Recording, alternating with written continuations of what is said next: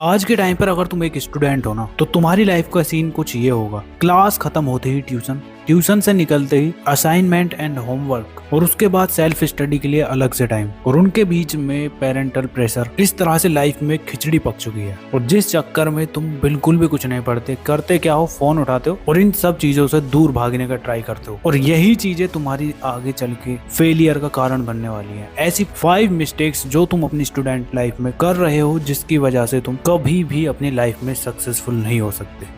So hi everyone, this is Mukul Bhardwaj और आज की वीडियो इन 5 मेजर मिस्टेक्स पर है जो कि तुम्हारी स्टूडेंट लाइफ को बर्बाद कर रही हैं। अगर तुम्हें ये वीडियो मिला है तो समझ जाओ तुम इस चीज से बच चुके हो, वो भी तब जब तुम इस वीडियो को लास्ट तक देखोगे। कॉज सभी मिस्टेक्स इंपॉर्टेंट है और 5th तो सबसे ज्यादा। तो स्टार्टिंग होगी तुम्हारी मिस्टेक नंबर 1 से, जो कि है तुम्हारी स्टडिंग जस्ट फॉर मार्क्स। आज की रियलिटी बताऊं तुम्हें, मेजॉरिटी स्टूडेंट मार्क्स के पीछे भाग रहे हैं। तुमने ये सेंटेंस कॉमनली सुना होगा, यार पढ़ तो रहा हूँ बस एग्जाम क्लियर हो जाए। अब इसमें गलती उस स्टूडेंट की नहीं है क्योंकि सिस्टम ही ऐसा बना है, तो बच्चे सीखेंगे ही क्या। उन्हें तो लगेगा कि मार्क्स से ही लाइफ सेट होती है। तुम जानते हो 80 से 90% बच्चे बोर्ड एग्जाम में अच्छा स्कोर करते हैं, लेकिन फिर भी कॉम्पिटेटिव एग्जाम में फेल हो जाते हैं। क्यों? क्योंकि वो मार्क्स रोट लर्निंग से आए थे, मतलब रट्टा लगाया और मार्क्स आ गए, कॉन्सेप्ट सीखा ही नहीं। अब जो चीजें समझ के पढ़ी जाती है ना, वो तुम्हें हमेशा के लिए याद रहती है। ऐसी स्टोरी रोहित की थी, जिसने अपने क्लास 12th में बोर्ड एग्जाम में 95% स्कोर करा। उसके पेरेंट्स भी प्राउड थे, रिलेटिव भी प्राउड थे, वो खुद भी था। बट जेई के मॉक टेस्ट में वो 30% भी नहीं बना रहा था, क्योंकि उसने कॉन्सेप्ट समझे नहीं थे। कभी रट्टा लगा के मार्क्स ले आया, लेकिन जिंदगी के असली एग्जाम में हार गया। अब तुमने इस मिस्टेक से सीखा क्या? सीखा ये कि टॉपर बनने से पहले थिंकर बनो, नंबर से ज्यादा नॉलेज कमाओ, और रिजल्ट के बाद कितने ही दिन याद रखते हैं तुम्हारे रिलेटिव्स हुए या फिर फ्रेंड्स हुए। तुम्हें खुद अपने मार्क्स ऐसे लगेंगे, यार क्या है, आ गए बस ठीक है, बाकी लोगों से हटकर चलो, समझे। अब इसके बाद आती है तुम्हारी मिस्टेक नंबर 2,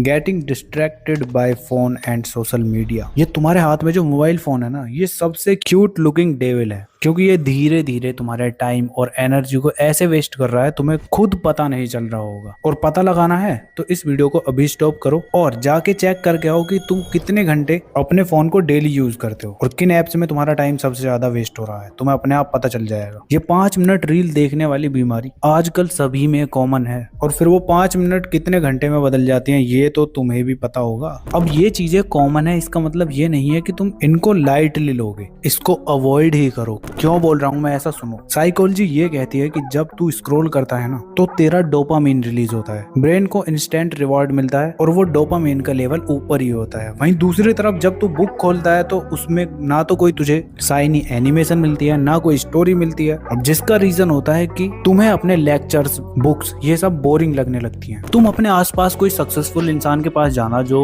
बहुत ही अमीर हो या फिर बहुत ज्यादा रिस्पेक्टेड हो, और उसके साथ एक दिन बिता के देखना, तुम देखोगे कि उसकी लाइफ कितनी बोरिंग है। अब ये बोरिंग लाइफ तुम्हें लग रही है, उसके लिए तो ये रिवॉर्ड टाइप है, और ये चीजें तुम्हें भी रिवॉर्ड लगने लग जाएंगी। कैसे? आओ बताता हूँ। देखो, एक टेबल पर बैठ जाओ और उस टेबल पर 4-5 बुक्स रख लो और अपने डिवाइस, लैपटॉप, फोन, इनको दूसरे रूम में रख दो और फिर बैठे रहो उस चेयर पर। मैं तुमसे पढ़ने के लिए भी नहीं बोल रहा, बस बैठे रहो। मैक्स टू मैक्स तुम 30 मिनट तक ही ऐसे बैठोगे। उसके बाद तुम्हारे मन में थॉट आएगा कि चल यार, थोड़ा बहुत इन बुक्स को उठा के पढ़ के ही देख लेता हूँ क्या है, खाली बैठने से अच्छा बुक्स ही पढ़ ली जाए। और तब देखना तुम्हें उन बुक्स में भी इंटरेस्ट आएगा। अब ऐसी स्टोरी एक लड़की की थी जो कि नीट एस्पिरेंट थी, डेली का 8 घंटे का प्लान बनाती थी और हर 30 मिनट में अपने फोन को चेक करती थी। और ऐसा करते करते 2 साल में उससे अपना सिलेबस भी कंप्लीट नहीं हुआ। और जब उसका रिजल्ट आया ना, तो उसका फोन तो फुल चार्ज था और उसका खुद का फ्यूचर 0% पे था। तो देख लो, समझ लो, तुम्हारा टाइम ये सोशल मीडिया एप्स ऐसे खाते हैं कि तुम्हें पता भी नहीं चलता। ठीक है। इसके बाद मिस्टेक नंबर 3 है इग्नोरिंग हेल्थ। 3 चीजें, स्लीप,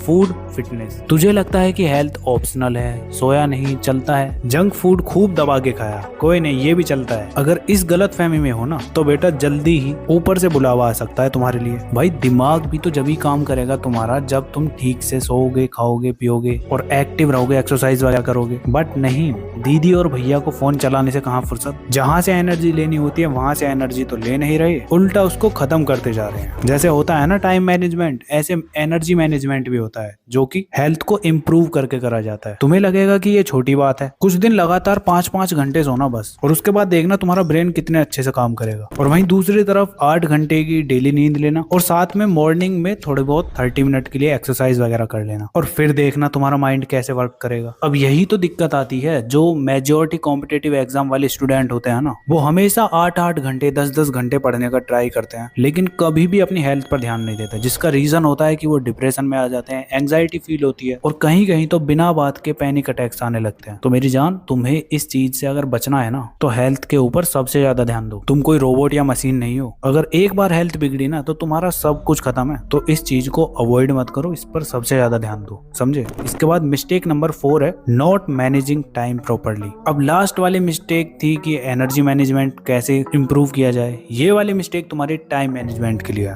अब टाइम हर किसी के पास सेम होता है, तुम्हारे पास भी 24 घंटे हैं, मेरे पास भी 24 घंटे हैं, और इस दुनिया के सबसे अमीर आदमी के पास भी 24 घंटे हैं। अब हम सब लोगों में फर्क ये है कि अपने 24 घंटे को कैसे डिजाइन करना है वो हम पे डिपेंड करता है, और उसी हिसाब से हमारी सक्सेस या फेलियर उसी पे डिपेंड करता है। तो सिंपल सा एग्जांपल है, इस वाले मोटिवेशन में आके ऐसा नहीं है कि तुम 10-10 घंटे पढ़ने लग जाओ, बेकार की बातें हैं ये। तुम्हें सिंपली देखो, सिनेरियो बताता हूँ। ये 2 स्टूडेंट हैं, एक स्टूडेंट ने डेली 3 घंटे की स्टडी की और वो लगातार 180 डेज पढ़ा, मतलब डेली 3 आवर्स की स्टडी 180 डेज तक उसने की। तो ऐसे देखते देखते उसके हो जाते हैं 540 आवर्स। वहीं दूसरे ने सिर्फ 30 डेज के लिए 6 आवर्स की सेल्फ स्टडी की, अब उसके टोटल हो जाते हैं 180 आवर्स। और ये एग्जाम का लास्ट टाइम था जब उसने 30 डेज की स्टडी की थी। तो अब तुम ही देख सकते हो, इस वाले केस में कंसिस्टेंसी ने फर्स्ट वाले बंदे को 3x ज्यादा स्टडी करा दी बिना किसी स्ट्रेस के। तो टाइम को इस तरह से मैनेज करो, प्लान कुछ इस तरह से बनाओ जो तुम फॉलो कर सको, ठीक है। 3 घंटे का ही बनाओ, वही इनफ है, ठीक है। तो एग्जाम के लास्ट टाइम का वेट मत करो। अब तुम्हारी सबसे इंपॉर्टेंट और सबसे बड़ी मिस्टेक आती है so called love and early emotional attachments. है तो बड़ी मिस्टेक, लेकिन साइलेंट भी है, किसी को पता नहीं चलता इसका। सबसे साइलेंट मिस्टेक हम इसको कह सकते हैं। शुरू होता है तुम्हारा लव के नाम पे और खत्म होता है फोकस, टाइम और सेल्फ रिस्पेक्ट के लॉस पे। अच्छा, सीन क्या होता है, तुम किसी लड़की या लड़के को देखते हो, उसके बाद बात पहुंच जाती है मैसेजेस पर, फिर फोन कॉल्स, और फिर पॉजिटिवनेस, और फिर आता है तुम्हारा इमोशनल डिपेंडेंसी। अब तुम्हें वो चाहिए तो चाहिए, और जैसे ही थोड़ा डिस्टेंस आता है तो तुम्हारे mood swings, crying, mental breakdown, इन सब के बीच में तुम्हारे गोल ड्रीम्स सब धरे के धरे रह जाते हैं, और एट द एंड तुम्हारा कट जाता है, मतलब ब्रेकअप हो जाता है। और एक तुम्हें रियलिटी चेक दूं, तुम में से कुछ बच्चे होंगे भी रिलेशनशिप में, तो ये तुम्हारे लिए ही है। मेजोरिटी जो तुम्हारे स्कूल कॉलेज के रिलेशनशिप होते हैं ना, ये बस जब तक होते हैं जब तक तुम स्कूल में या कॉलेज में साथ में हो, और जैसे ही स्कूल खत्म